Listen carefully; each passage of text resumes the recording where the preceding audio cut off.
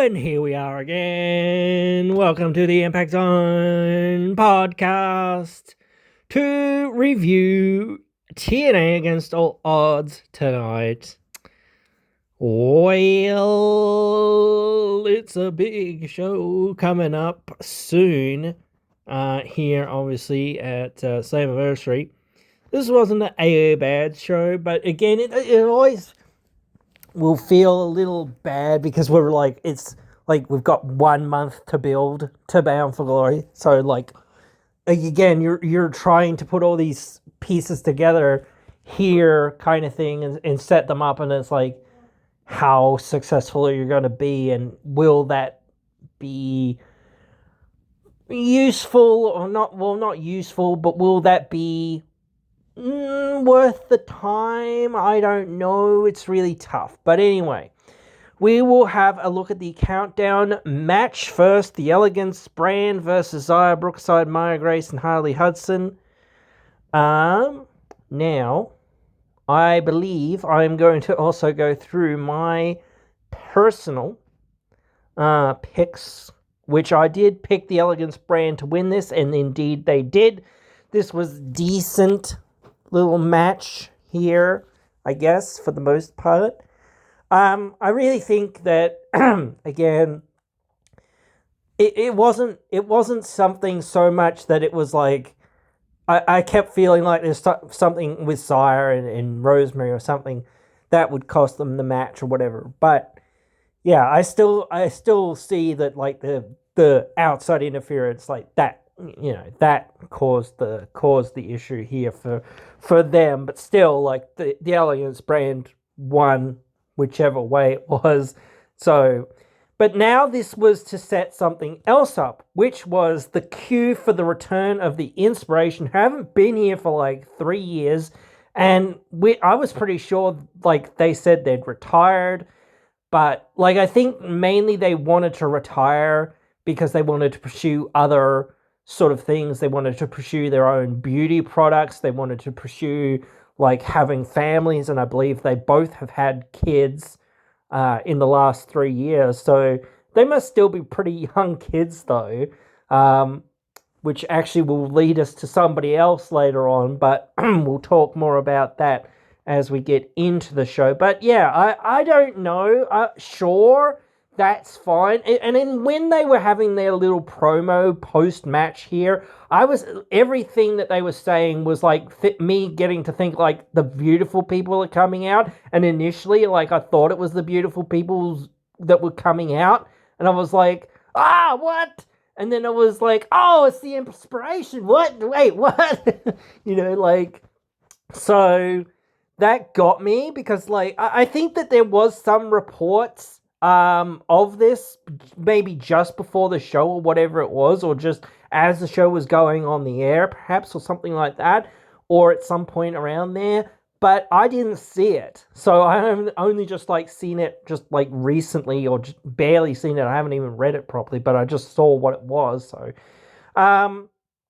but yeah, like obviously they're going to challenge the Elegance brand, but again, with a 1 month build, so what kind of thing? Like, they're 2-time champions, and it's like at a certain point, like again, like even though they've added one more team to the division, it's still a division that sort of feels like it's completely empty because there's not really anyone else in that division. You don't have somebody for Myla Grace and Harley Hudson to go off and fight, except for basically jobber teams or whatever it is. And then you don't have anyone for the Inspiration besides Hudson and whatnot, Myla, for them to face either. So it's like, well, who, like, yeah, like, it's really like going to be tough to continue to push that division when there's like no teams in it. So it's like, yeah, but whatever. It is a good surprise in some ways. It is nice to kind of see in many ways. So then the main show starts.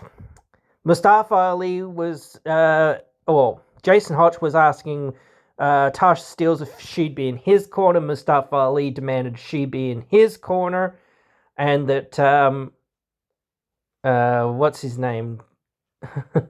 I'm about to say Jason Hotch, but what's his name? Uh, John Schuyler. There we go. I know it starts with the J. They're both J's. Sorry.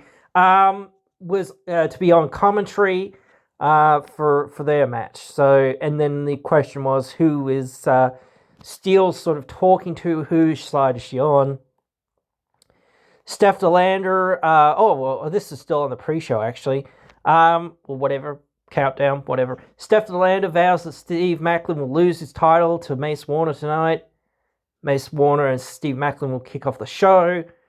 Santino Marella spoke, and Robert Stone came out to have another verbal joust. Matt Cardona was revealed to be the quote-unquote impartial free referee assigned to the match. So it'll be interesting to see sort of going along. And the Cobra is legal! So yeah, all kinds of stuff. But now Against All Odds gets onto the air. Mace Warner and Steve Macklin. Now, like, I think this was like Mace's only like straight like singles match. No, I shouldn't say that. This was his best straight singles match. Yeah. Because he's had a couple of like singles matches, mostly against like jobbers. And like this has been like, obviously this has been his best match because it's like non-hardcore match, I should say again. But yeah, this was great. Like I think we got to see what Mace can do, you know. And he had a game plan kind of in this match, which was go for the head, pretty much. But somehow, some way, Macklin broke through this, and this was pretty good. I would like to watch this again, and I would kind of like to see them feud more. I kind of want to see a hardcore match between these two, and them continue to feud because like this was pretty fun, and like it's one of those things when you get to see two guys or whatever that really haven't wrestled a whole lot start to do a program together. That's kind of where you can start to see, you know, the potential for somebody like Mace, because he's been showcased a bit, but like realistically, his only really like major matches have been hardcore matches. So you really need to showcase him in a way of saying, yes, he can do all that, but he can also have just a straight, you know, match, not just he has to have all this plunder and whatnot. So, I again would like to see them in some sort of hardcore match, which is weird to say in saying that, oh, he did so well not having to have a hardcore match. He needs to do more of that. But yeah, you need to also play to people's strengths. That's his sort of strength. So playing to that sounds good to me. And it's not like it's 100% over, but then again, it's like, well, again, also the main reason I sort of say we'll keep this going perhaps is because it's like, well, who else is going to challenge him kind of thing. Like, so, I don't know. But that's, it will be interesting. So, yeah. Gia Miller interviewed Elijah backstage, who was confident against Trick Williams. I believe that Trick Williams didn't turn up to the Impact Zone until basically the end of the Countdown show, which is, you know, like, I think that is, again, storyline, but again, it's showing, like, his disrespect, because if you don't show up to the venue sort of thing on time, or even before time, you know, traditionally that was a sign of disrespect. You know, obviously there are things that can happen, but, you know, you should be prepared. That's part of being professional. So if you're not kind of there and ready to go, and if you don't stick around, you know, to the end, that's also shown as a bit of disrespect sort of thing, you know, all these sorts of things. So they're trying to push it that way. But anyway, we now get to the Hardys and Leon Slater versus the System and their mystery tag team partner was the Hometown Man, somebody that looks fairly similar to Cody Deaner, but with a mask on. So we could never know that it was Cody Dino, even though he had the same tattoos, and even though he wrestled the same way.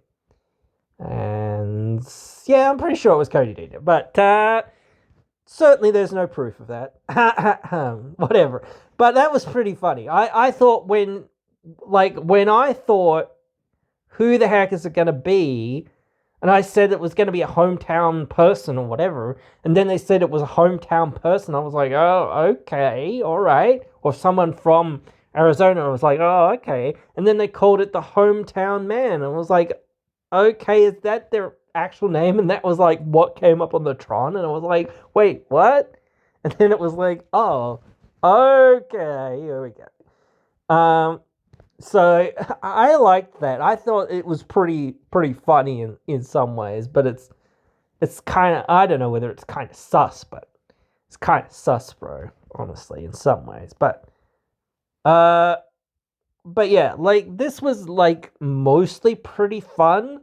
I think for the most part, like the whole it's Cody Dino and everyone kind of knows it's Cody Dino kind of thing is going on throughout the match kind of thing, because he's doing all the stuff that Cody Dino does and obviously looks like Cody Dino and wrestles like Cody Dino and whatnot. So I kind of liked it, because I'm like, let's just keep doing that. Let's just keep bringing him out like in a different mask maybe, or whatever it is, and saying he's the hometown guy, or he's the hometown dude, or he's the hometown desperado. I don't know what other adjectives you can use for like being a man or being a male or whatever else it is. You just keep changing his name slightly, like each time.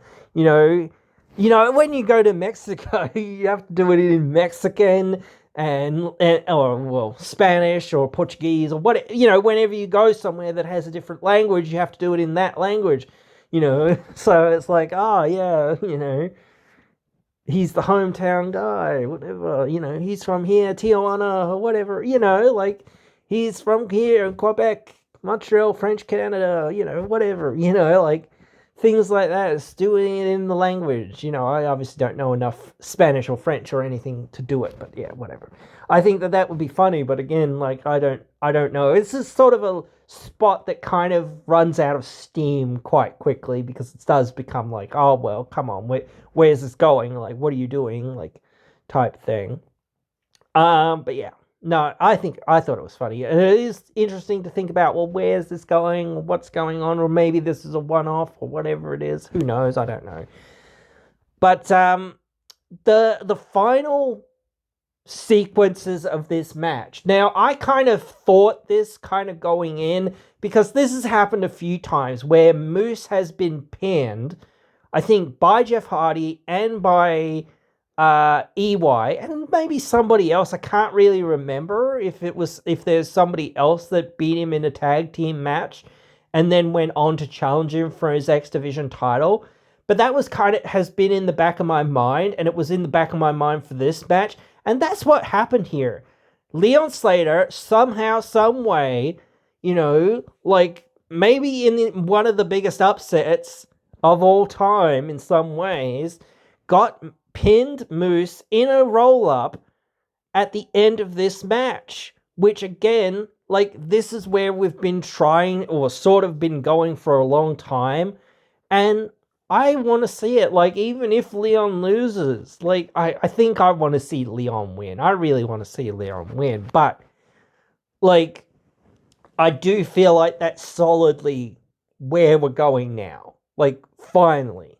Like, this is, like, at least, like, even if he loses, as I sort of said, at least, like, he gets his opportunity, he gets his chance, or hopefully he'll get his chance at Moose, at Slammiversary, and we'll see how he goes. So, yeah, I really want to see that at least. Like, and I really want to see him win, but, like, if he doesn't, like, it won't be the end of the world to me, because I will think that he still has the chance to do it at some point. Like, he might not become the youngest X Division champion, but, like, he still might be one of the youngest. So, like, yeah, I don't know. But still, I would like for him to do it. So, yeah. But anyway, that meant that the Hardys and Leon won in this match. And it's interesting to think about, like, does this mean that the Hardys are going to get back into the tag title picture? We'll have to wait and see more as we keep going along. Bioflex injury report was up next. So we got a bit of updates on a few of the people that are injured or recovering and whatnot. I can't really remember a lot of like what was said in that, but we'll have to keep our eye on like people coming back and whatnot, because a few people are coming back not from injury, like not obviously not Bay's probably not coming back or not likely to come back, but you know, like Kylan King's still injured. Like she's been injured for like nearly 2 years or whatever it's been. Like she's been out for a freaking long time. But yeah, like there's a few other people that are sort of on the shelf, so to speak, and in recovery. So next comes Order 4 Collide. Mustafa Ali faces Jason Hotch. Now, I really want to up Jason Hotch in this because I didn't think he was going to win, and unfortunately he didn't. But god damn, holy shit, I think that this was damn near the match of the night. Jason Hotch put himself on the map tonight. Absolutely 1000%. What an amazing showing. What an amazing young talent he is. Like, we've known that he's talented. We've known this for a while, you know, but he hasn't really been able to show it, you know, and having a great opponent like Mustafa Ali, you know, really helped him bring that out and really helped him showcase this, you know, himself. Like he's very talented and he should be, you know, be considered more to showcase himself and be a major player in the company.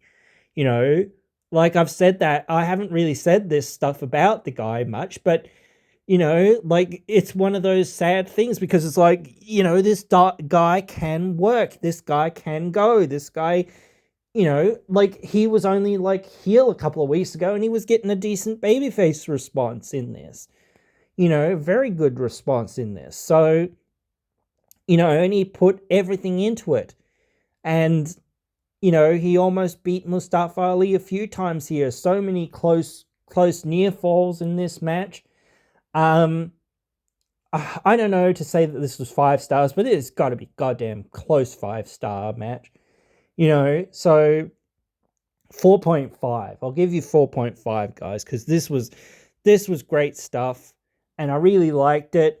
I kind of wanted, like, I think everyone wanted Jason to win. Like, I wanted to see Jason pull it out somehow, some way, but sad to see that he didn't. But, like, it is cool in some ways because, like, again, he got to showcase himself, he did, you know, like almost never before. So it's like, this is very cool to see, you know, this guy starting to you know, branch out in some ways and start to be taken like more seriously or whatever else it is, you know, in the future and whatnot. So I want to see that at some point for him because, you know, he deserves it. He's been a good a cog in the wheel for a long time, and that's the sad thing about like this tag team. They're both very talented, like, you know. And I don't say, like, you know, enough good things about them because, like, we don't ever have enough time to say anything good about them, I guess. It's like they're just a jobber team. So it's like, well, you know, or for the most part they are. It's like, well, you know, what's there to say? You know, they finally got, like, a couple of wins here and there of late, but, you know, like, really, they haven't really done anything of note. But then again, now, like, even in loss, he's showcased himself here. You know, I can't say enough good stuff here, you know, like, but my question becomes, like, where does he go from here? Because it does seem like Order 4 is kind of done and something's going to happen and it's is kind of finished. I think like it seems like Hotch and Skylar are out, and perhaps Tasha's out as well. So, you know, I don't know. But yeah.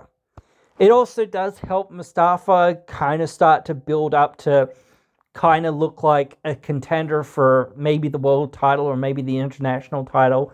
So I wouldn't mind seeing that. I think it would be good for them to go forward and do something with him like that. So, but yeah. After the match, Ali confronted Skylar and Hotch, but Ali walked away after offering a handshake to Hotch, which is kind of weird. Gia Miller caught up with the Inspiration, who promised to inspire the Elegance brand. Well, it was more like they said that they were the inspiration for the Elegance brand in some ways, I guess. But they were inspired, and both of them were inspired by the beautiful people, really, which again is sort of like, well, let's bring them back. Come on. But yeah, she welcomed Cassie Lee and Jessie McKay back to TNA. Now we had the First Class Penthouse. We didn't really get many answers in here. It was said that Mike Santana hadn't been in the arena, and as AJ Francis and Casey were having a verbal beatdown on Santana, Santana came through the doors of the arena, came through the crowd, and came to attack the First Class tag team, or the First Class team, or the team of First Class. He went through all their security that they had and took out Casey Navarro through the table, but AJ Francis snuck up behind him with a bottle and clocked him over the head. So this is still continuing. Like I said before, I still feel like this... I don't know whether this will get into the world title match, but I feel like it kind of has to. I keep feeling like you've got to tie all these things like this together with the world title picture. You can't just forget like that's going to happen. But yeah. Anyway, next was Marsha Slamovich and Leiling Lee. Now, I liked this match, but I had a bit of a problem with this match. This match was so much striking.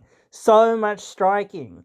Like, I think they got a few moves off here and there, but like really, this was a strike fest, and that's okay, I think, for one match. But when you're having matches, like there's so many strikes in a match in general, like it does become like overly exposed.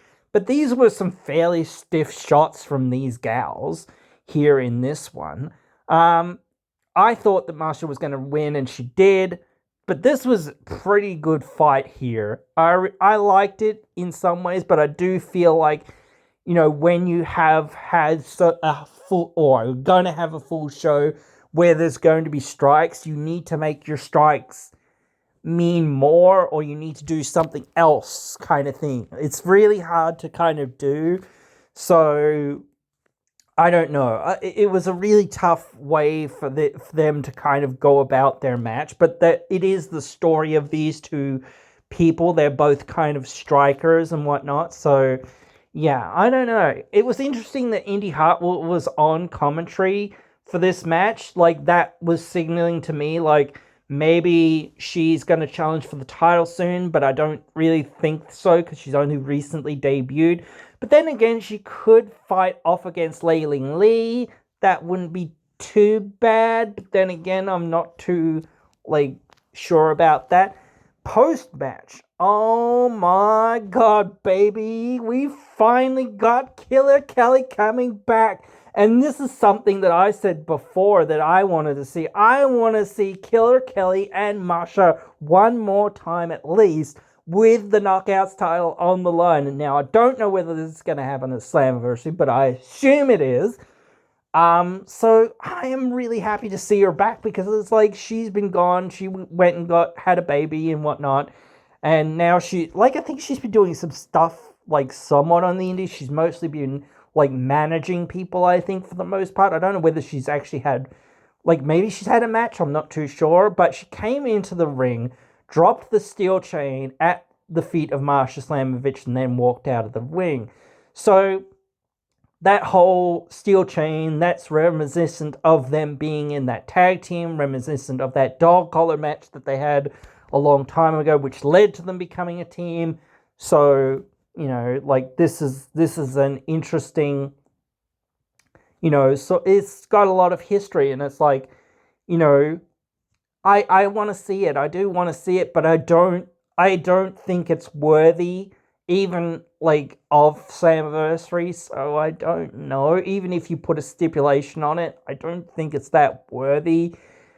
So I don't know what you're gonna do to make it like feel like big enough or important enough or whatever else it is. It's gonna be really hard to do that, but I still want to see it. Even so, it's like, yeah, I don't know how you're going to do that. Backstage, Mike Santana's refusing help by the doctors. Up next is Joe Hendry versus Kazarian. My God. My God. These two went to war. This was more of a brawl and a fight than anything else. I feel like it was fairly similar in some ways, like with like Macklin and Warner, because that was certainly a fight as well in many ways. But like these two, like you can tell, like I think with Mace and with Steve, you can tell that they're, or at that time or in that match, they don't hate each other. They're just fighting each other, and they're fighting aggressively at each other. With this, you can sort of feel like they hate each other. They do not like each other. They've been rivals for like at least a year now, at least I think.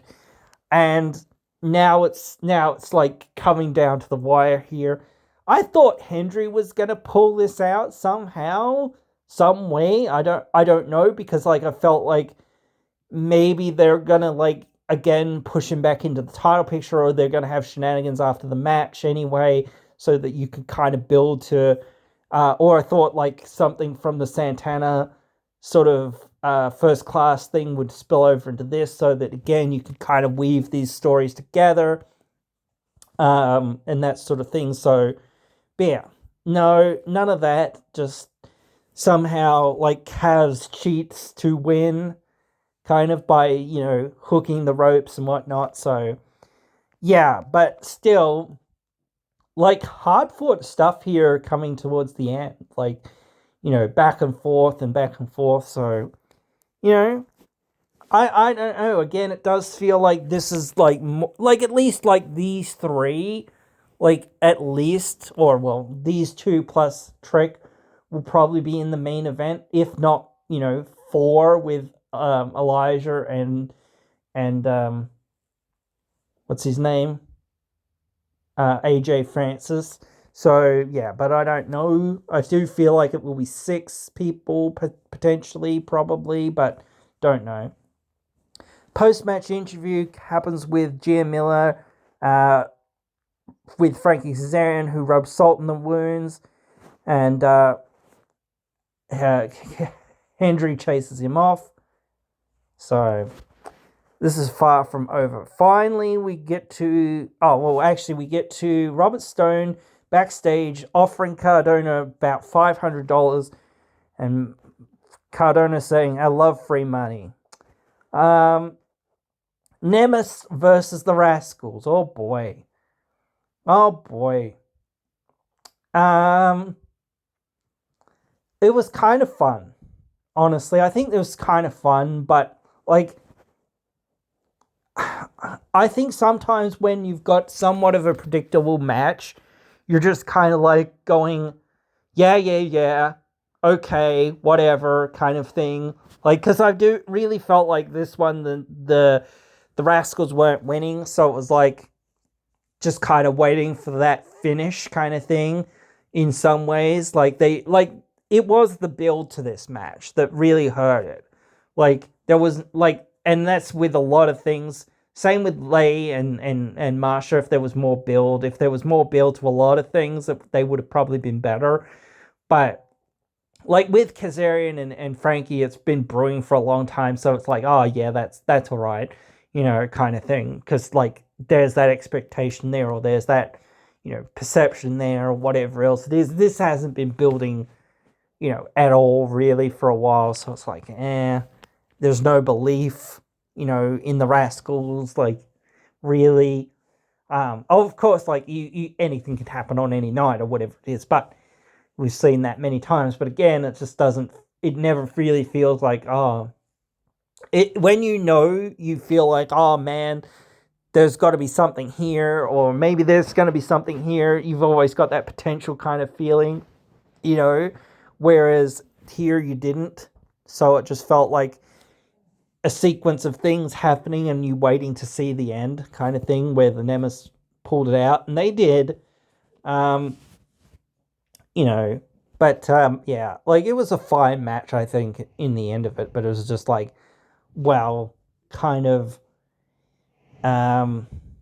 somewhat predictable, and that happens. So, but it is how it goes. Eric Young stormed into the building after being banned from the building because he attacked a fan in the audience. But he ran into Sami Callihan, and he ran into Jody Threat having a promo backstage, and saying, "Oh, this is all your fault," or whatever, and it was all you, wasn't it, and all of this and whatnot. So feels like they're building to EY and Callihan, probably, or some things are similar. So wait and see. Now we get to the Robert Stone, Director of Authority, Santino Marella match. Say it all the way around the wrong way. Dyslexia loves me. But whatever. This was like, I think, again, a sort of feeling like, oh, okay, kind of know who's winning this one kind of thing. And kind of like feeling like, oh, well, we've got to do the whole song and the dance type thing. But they certainly put on the works here as well. Like, everything was going on here. Lots of shenanigans, and there was still that like looming kind of feeling of like, oh well, Robert has sort of somewhat paid off Cardona kind of thing, so it kind of felt like, well, maybe, sort of thing. So, but yeah, lots of outside shenanigans. Somehow, some way throughout all of this, like Cardona was mostly calling it down the middle, like, despite all of that, and Santino finally won this one with the Cobra, which was a backup Cobra because Tessa Blanchard stole the first Cobra and all of that. So yeah, but still, this is pretty fine. Then we had Santino Marella going outside to have an interview with Gia Miller, celebrating his win. Then we get a video package, TNA Slammiversary build. And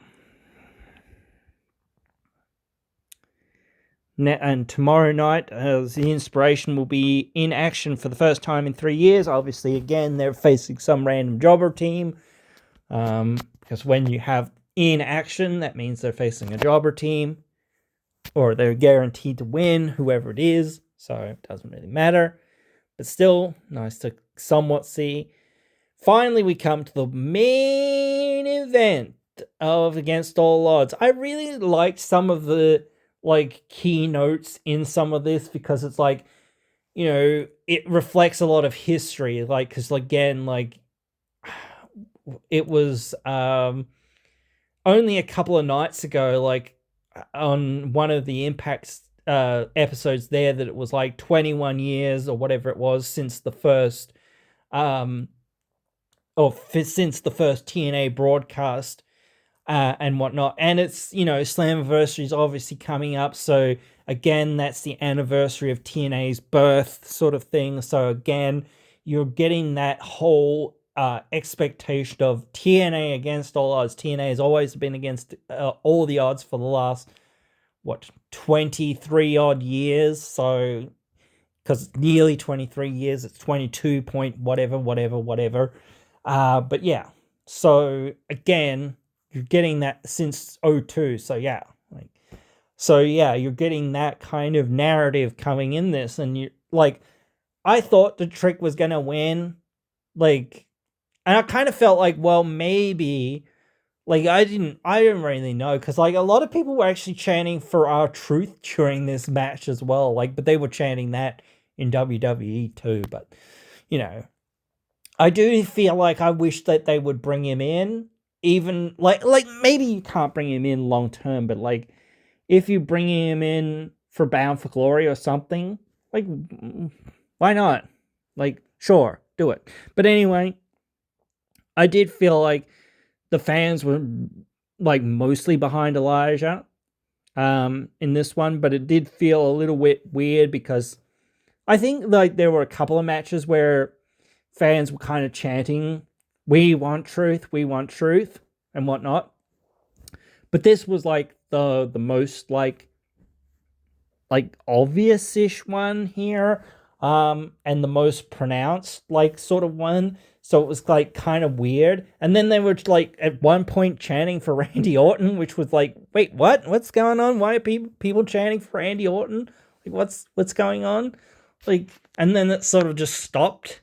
So it was I don't want to just talk about that stuff, but it was pretty weird.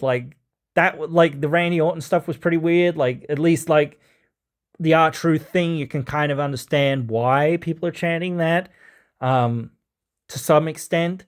And I think that TNA has reached out to R-Truth, or there has been some speculation that they have.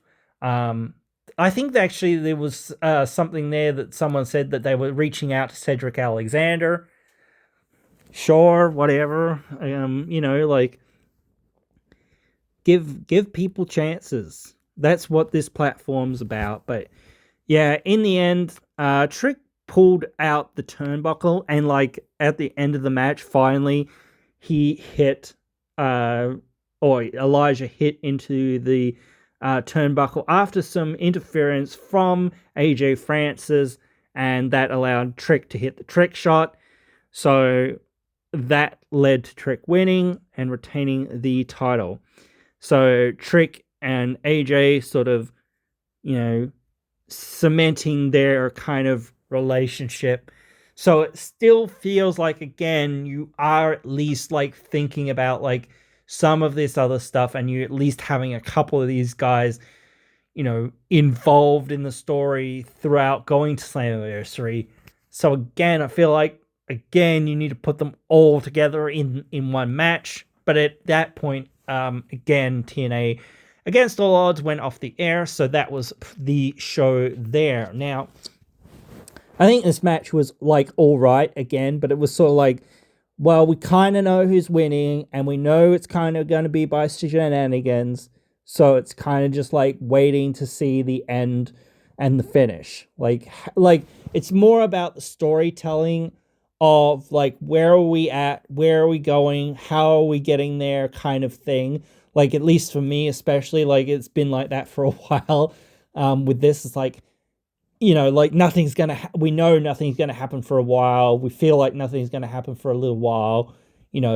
So we're obviously building to something else down the road, down the track at some point.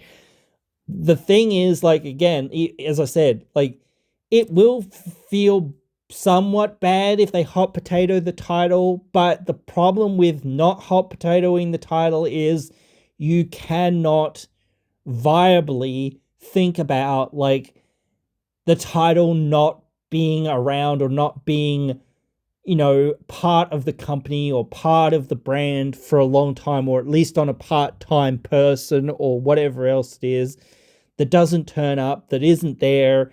You can't have effectively a Brock Lesnar situation where the title's in La La Land and we don't know where it is, or we don't know what's going on with it. Because it eventually starts becoming well, let's strip him of the, like, why don't they strip him of the friggin' title? Like, so he's got to defend it. He's got to defend it, and he's got to defend it, at least in TNA at some points when there is, and he's like, if he's not going to appear on weekly TV, that's a little, or, like in person, like that's a little bit, but if that's working for the story, that's fine, kind of thing. But again, like if you're kind of going, where are we going next? What are we doing next? How are we getting there?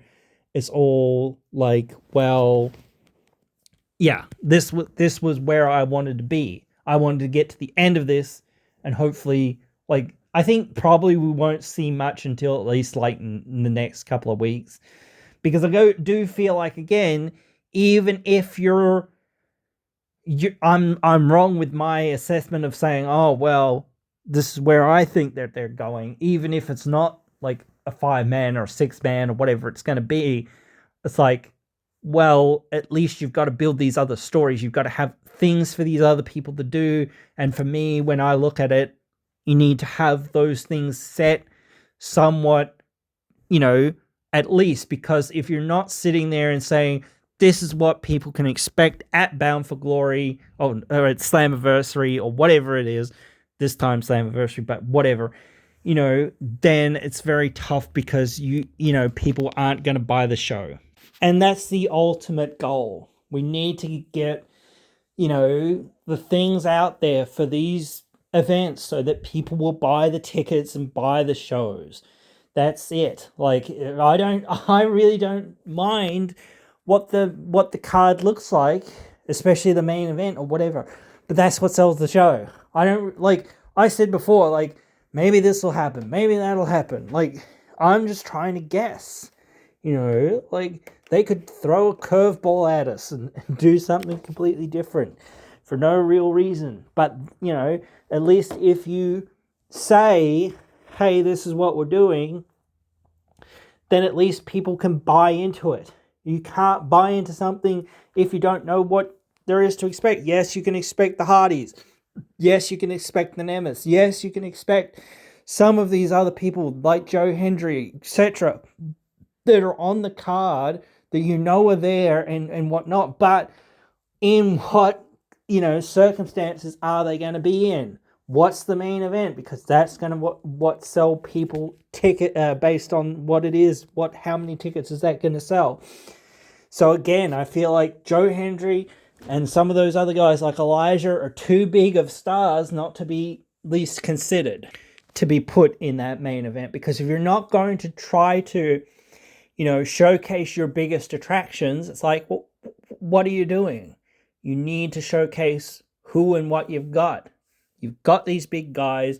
You've paid a lot of money for them, and you are paying them lots of money or whatever it is, or you have some sort of deal. So it's like, you need to use them. And I think that they will, but again, like, in what capacity? So that's what, again, like, not just saying, oh yeah, they've got Elijah there and he might do something, but like, if you don't know, hey, he's going to be in the main event along with Hendry plus this, plus that, or whatever it is,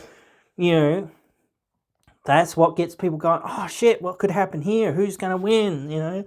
Like, or whatever, or some sort of tournament. I don't care. Whatever it is. Decide. Well, I know they've decided, but show us what we can expect so that we at least can know as an audience, okay, this is what we're paying to see. This is going to be the main event. This is what's going to happen here, roughly at least. And now you have 4 weeks to build to that match. You can have all these promos. You can have all these other ancillary matches or other things going on or whatever else it is. It doesn't matter as long as people know what's coming up, because that's the most important thing. And they haven't even got any other shows like after that really announced yet. So they actually need to get on to announcing, hey, we are doing at least a taping after that, or maybe a live show after that, so that at least people know, oh yeah, be sure to tune in again, or whatever it is, or come back again tomorrow or next week or whatever it is, or wherever it is, because otherwise it starts becoming like, well, what's going on? So, but yeah. Anyway, guys, I did enjoy this show. I hope you did enjoy the show as well. But yeah, it is very much sometimes like you can be sitting there and going, okay, I know the trick is winning, or I know that this person's probably winning. So come on, get along with it, little doggy, and show me what's kind of next. I want to see the next bit. What's upcoming? What, because like, again, this is like, obviously in the end, like if it's Kelly and Marsha, I don't feel like Kelly's going to win it. Because again, like you got 1 month build, I don't see that, being a thing that will change the title. Though then again, they kind of did that with Marsha, but still, whatever, it's like very unlikely most of the time. But anyway, guys, I hope you've enjoyed this episode and hope you join me again when we do come back to preview the first part of Slammiversary, which will be hopefully next week. So I'll see you then.